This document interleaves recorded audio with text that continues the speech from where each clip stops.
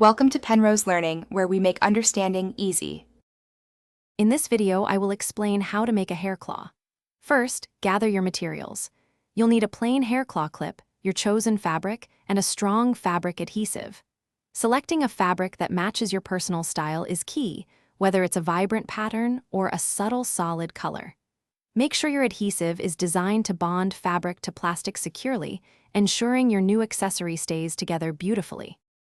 Next, let's prepare your fabric. Carefully measure the top surface of your hair claw clip to get the correct dimensions. You'll need to cut 2 pieces of fabric, each about 1 inch wider and 1 inch longer than the clip's top. This extra material allows for wrapping and a clean finish. Hemming the edges of these fabric pieces will prevent fraying and give your finished hair claw a polished, professional look. Now it's time to attach the fabric. Apply a thin, even layer of your strong adhesive to 1/2 of the hair claw clip's top surface. Carefully place one of your prepared fabric pieces onto the adhesive, gently pressing and smoothing it down to remove any air bubbles. Repeat this exact process for the other side of the clip, making sure both fabric pieces are aligned perfectly for a symmetrical and attractive finish.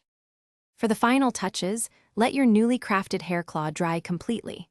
This usually takes around 24 hours, ensuring the adhesive forms a strong, lasting bond. Once dry, carefully trim any excess fabric around the edges of the clip for a clean, professional look. Your custom hair claw is now ready to wear. Also, remember to check the description below for a link to the Oala water bottle and other great deals. Thanks for watching. If this was helpful, leave a like and consider subscribing. See you next time.